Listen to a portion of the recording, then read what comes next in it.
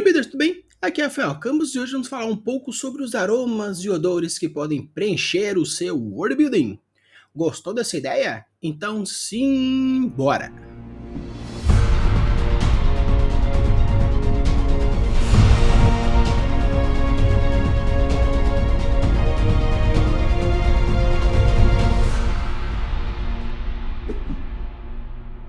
Quando falamos de world building, estamos falando basicamente da relação de mundo que estamos criando com os aspectos existentes nele, desde a pequena pedra no fundo do rio até as guerras intergalácticas que envolvem todo um sistema solar. Mas nesse episódio eu queria trazer uma visão diferente das descrições que a gente poderia usar. Basicamente, existem duas formas de descrever as coisas: sensorialmente e emocionalmente. Na grande maioria a gente usa basicamente a sensorial, mas ainda mais focada ainda a parte da visão, como cores, luzes, formatos e todas as outras coisas que podem ser recebidas através dos nossos olhos. Mas além da visão, nós temos mais quatro sentidos que são de suma importância com a nossa relação com o mundo que a gente vive. Você já parou a pensar como um deficiente auditivo ou um deficiente visual percebe o mundo? Por isso, nesse episódio, vou trazer algumas formas de descrição utilizando o nosso sistema olfativo como principal mecanismo de percepção de mundo. Então, para a gente começar um pouquinho a entender como a gente pode utilizar disso e como relacionar esses aromas e esses odores para com as nossas descrições e as nossas percepções, queria falar um pouquinho sobre como funciona o sistema olfativo. O sistema olfativo é um sistema sensorial onde usa o cheiro, o olfato, né, que é um dos sentidos especiais que tem alguns órgãos específicos diretamente associados. A grande maioria dos mamíferos e dos répteis tem um sistema olfativo, principalmente um sistema olfativo acessório.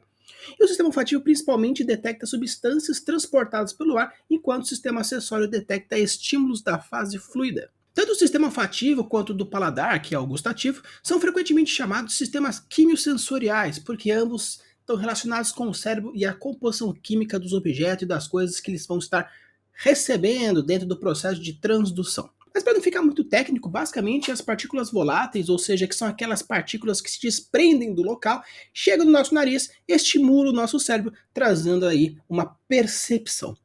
Basicamente, as moléculas do odor ou do cheiro, elas entram pela nossa cavidade nasal e entram até aqui no nosso epitélio nasal. E com isso tem um estímulo que vai chegar até os nossos neurônios e dentro desses neurônios vai criar alguns impulsos químicos diferentes em regiões diferentes do nosso cérebro, que dependendo de qual região nós estamos falando, ele vai trazer algumas percepções diferentes.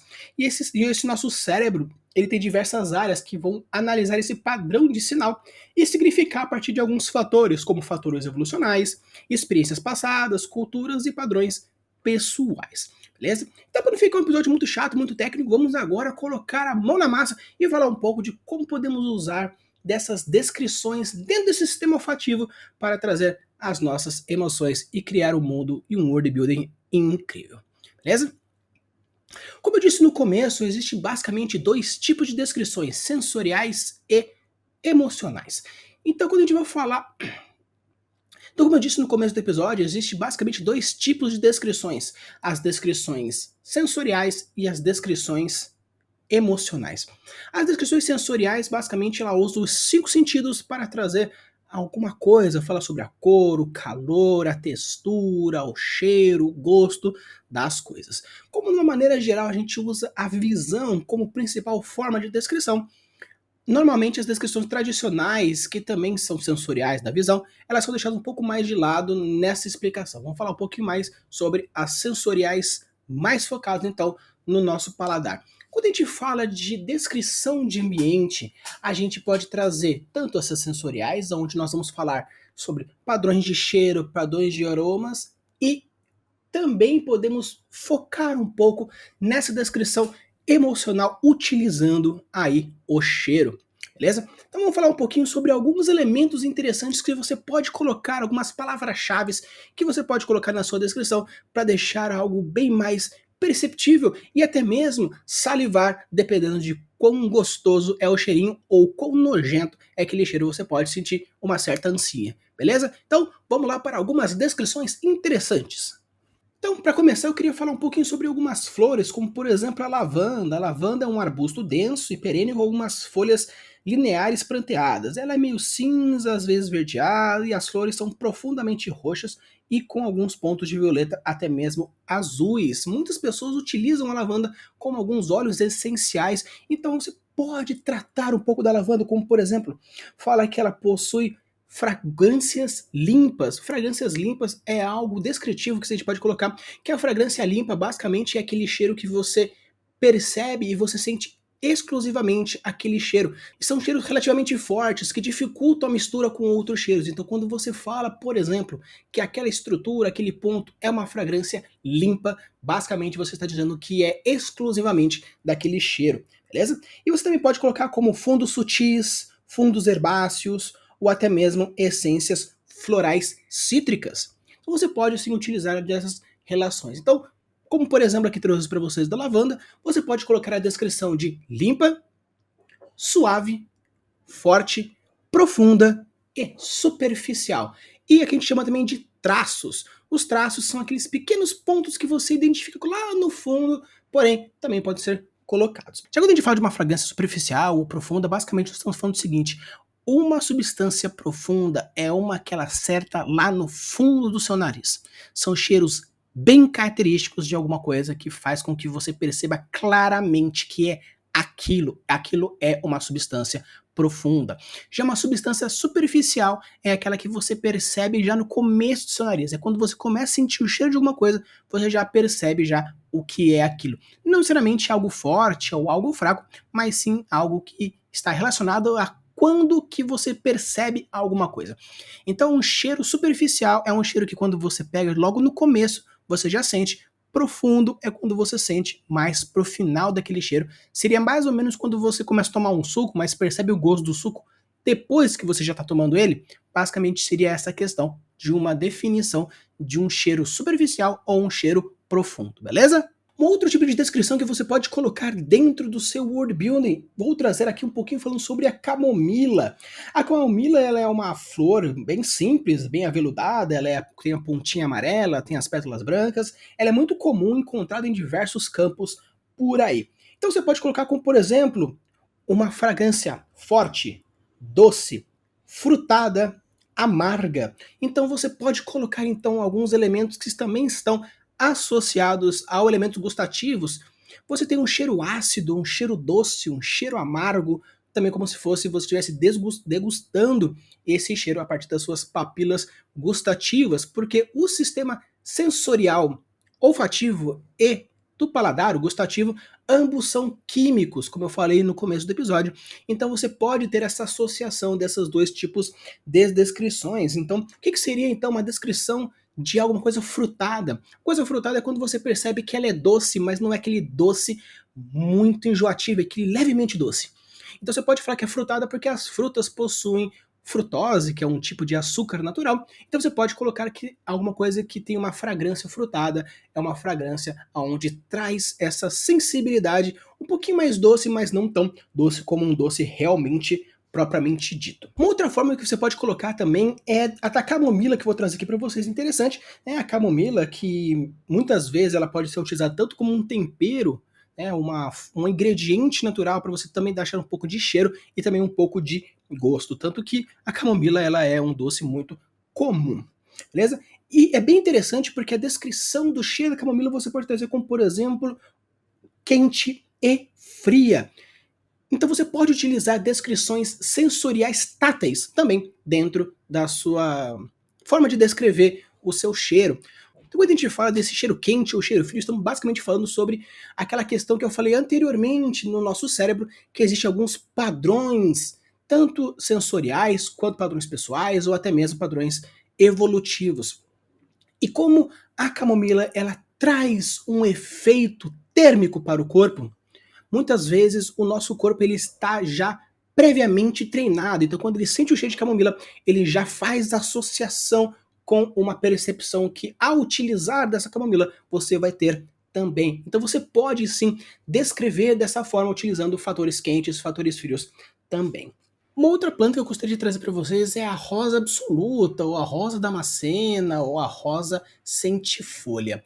Ela é bem interessante porque ela é vistosa, ela tem uma coloração castanha avermelhada, mas o mais importante é o que eu quero trazer sobre a questão do cheiro, que possuem cheiros intensos e perenes. Então, que seria um cheiro perene ou um cheiro efêmero?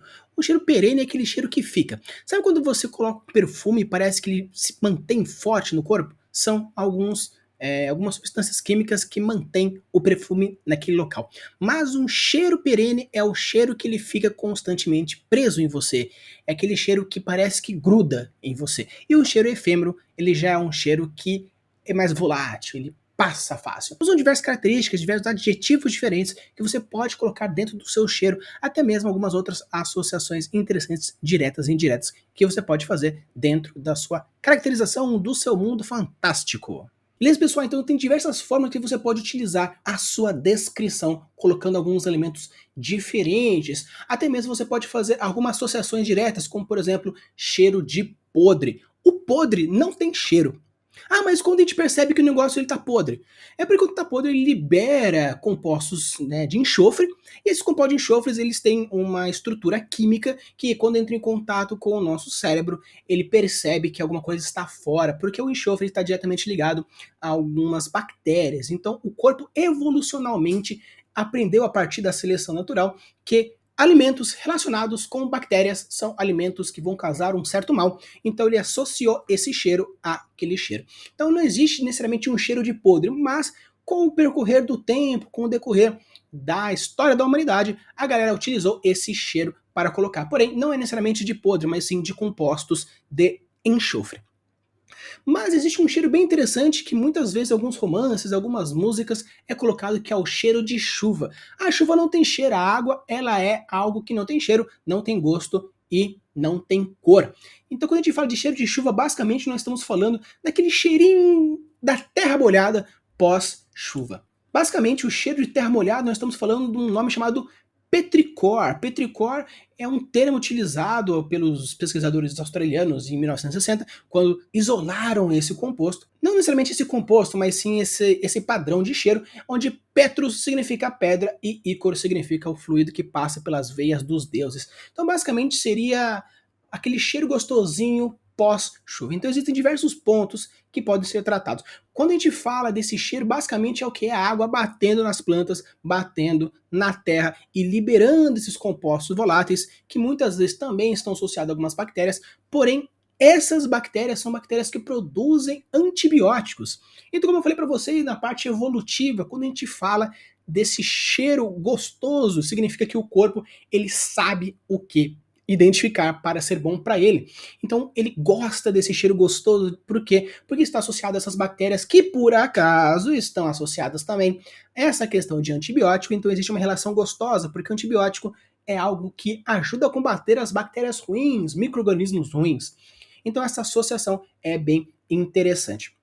Obviamente existem diversos fatores, como o tipo de solo, os tipos de planta, a quantidade de raios e tudo mais, porém existe toda essa relação, porque em alguns lugares você sente o cheiro de terra molhada mais gostosinho que outros, porque existe também essa relação. Tanto que existe vários perfumes, como por exemplo o perfume chamado Matika Attar, que ele, da Índia, né, que eles têm essa fragrância isolada dentro do perfume. Então é bem interessante porque as pessoas já estão utilizando disso também, beleza? Então, seguindo, a gente pode perceber também que existe essa relação do emocional com o sensorial. Então, você pode, da mesma forma que você pode abraçar as pessoas, você pode interagir com elas de diversos pontos, beijos, carinhos, etc. Você pode também colocar algumas relações diretas físicas, até mesmo emocionais.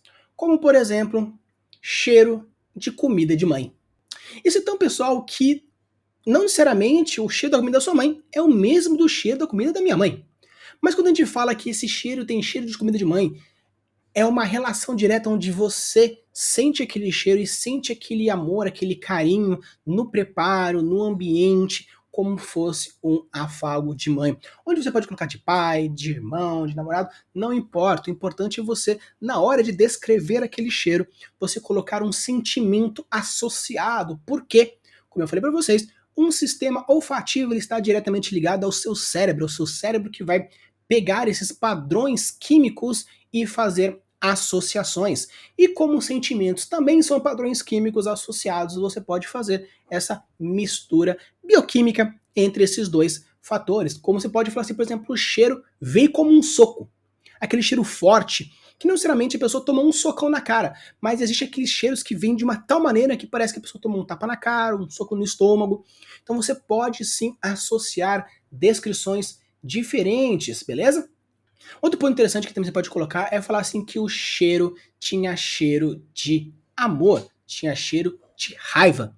Tanto que existem algumas filosofias orientais, como por exemplo na acupuntura e na filosofia japonesa, chinesa, que dependendo da forma como você o seu sentimento quando você está produzindo o alimento, aquele alimento vai receber também aquela sensação, aquele sentimento, mudando o cheiro e mudando o gosto. Então você pode colocar fazendo associações diferentes e relacionar de diversos pontos, colocar basicamente que aquele cheiro vinha como um medicamento, você podia colocar que aquele cheiro ele era forte e magnífico, que cutucava as narinas, um golpe direto no cérebro, uma penetração forte. Então você pode colocar de diversos pontos diferentes associando ao seu emocional. Tinha cheiro de morte, tinha cheiro de amor, tinha cheiro de vida, tinha cheiro de ódio. Você pode ir colocando porque apesar de não existir diretamente esse cheiro, você pode utilizar das suas associações para colocar naquele ponto. E a pessoa, a partir do seu arcabouço mental e do seu arcabouço de experiências, ele vai associar aquele cheiro a alguma coisa que ele tenha passado, ou até mesmo ao que o personagem esteja passando. Então é bem interessante você colocar, então, esses pontos diferentes, beleza? Então, pessoal, era isso que eu queria trazer para vocês, mostrar que as sensibilidades olfativas, gustativas, táteis e visuais são muito importantes para essa questão da descrição do ambiente. Não apenas foque nas cores, nos formatos, mas sim coloque cheiros, coloque diversos pontos, porque eu tenho certeza que vai ser muito bom, muito gostoso e principalmente vai conseguir trazer essas relações sensoriais dentro do seu world building incrível, beleza? Usem a abus das suas criações e deixe seus mundos cada vez mais incríveis. Valeu!